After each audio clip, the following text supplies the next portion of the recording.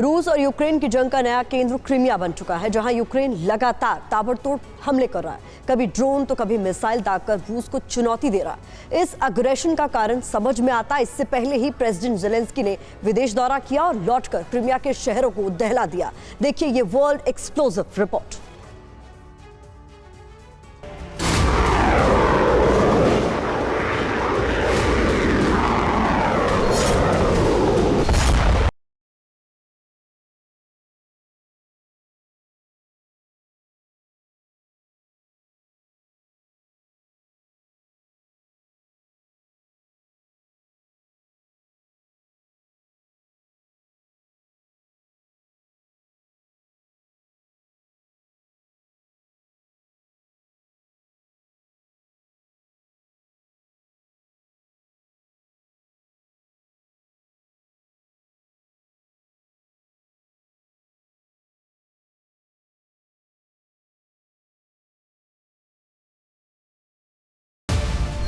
Crimea बदले समीकरणों में वो केंद्र जिसे नाटो की रणनीति के तहत यूक्रेन ने टारगेट किया, लेकिन गुस्साए पुतिन ने इसी क्रीमिया की वजह से यूक्रेन की तबाही के दस्तावेज पर दस्तखत कर दिए।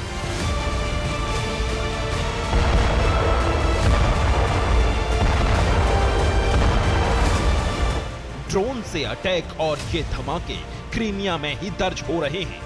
रणनीति जो दिख रही है उसका सतही आकलन ये है कि क्रीमिया में हड़बड़ाहट का माहौल बनाया जाए और जंग को एक क्षेत्र तक सीमित किया जाए।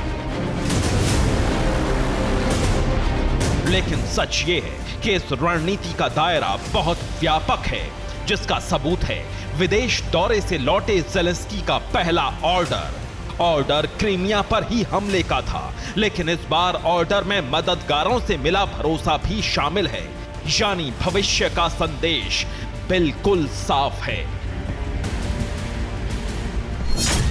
कीव का मिशन क्रीमिया, मॉस्को ने अंत फिक्स किया, यानी जेलेंस्की के ऑर्डर पर यूक्रेनी फोर्स ने जैसे ही नए सिरे से एक्शन लिया, वैसे ही रूस के प्रेसिडेंट पुतिन ने यूक्रेन के विनाश की फाइल को साइन किया। इसका प्रमाण है बिल्कुल ताजा तरीन एक्शन जो विनाशक बारूद के रूप में पहले क्रीमिया पर बरसा और फिर पुतिन ने बिना देर किए बदला ले लिया।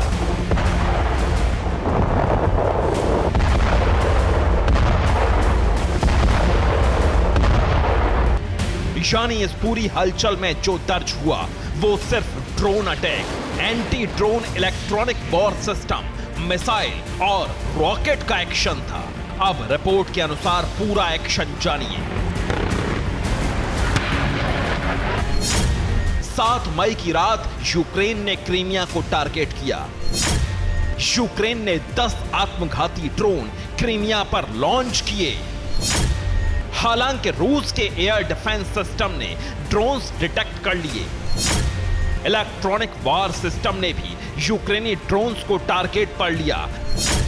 दावा है कि रूस ने आसमान में ही यूक्रेन के ड्रोन्स को मार गिराया।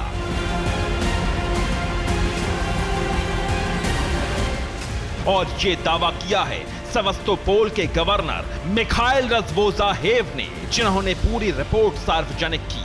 उन्होंने बताया कि हमला सेवास्तोपोल और यूक्रेन के दूसरे हिस्सों पर हुआ था, लेकिन उसे नाकाम कर दिया गया। इसलिए यूक्रेन क्रीमिया को कोई नुकसान नहीं पहुंचा पाया।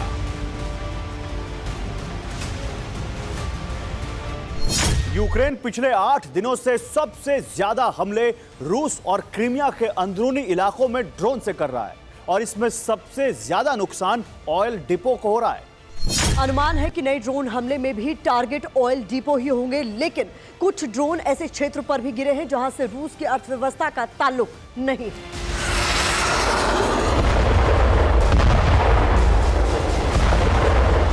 मतलब साफ है, फिनलैंड और नीदरलैंड से लौटे ज़ेलेंस्की का प्लान कुछ और है।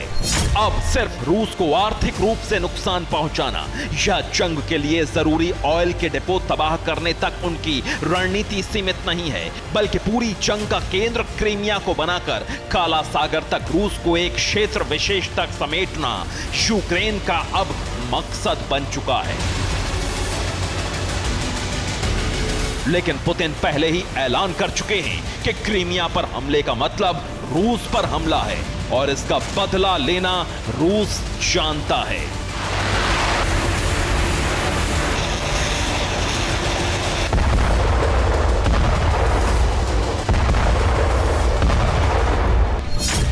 यही वजह है कि क्रीमिया पर हमले के तुरंत बाद मिकोलेव और सूमी पर ताबड़तोड़ हमले हुए और ये हमले बिल्कुल सामान्य नहीं थे।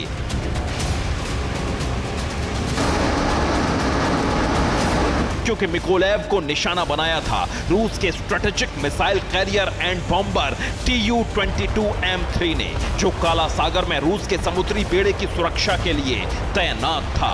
इसके अलावा उसी वक्त मिकोलेव पर ताबड़तोड़ रॉकेट भी दागे गए। हालांकि मिकोलेव के गवर्नर का दावा है कि यूक्रेन के एयर डिफेंस ने हर अटैक को नाकाम कर दिया, लेकिन यही दावा रूस के ताबड़तोड़ हमलों का कबूलनामा भी है। अब यूक्रेन के विनाश पर लगी मोहर का दूसरा मोर्चा देखिए।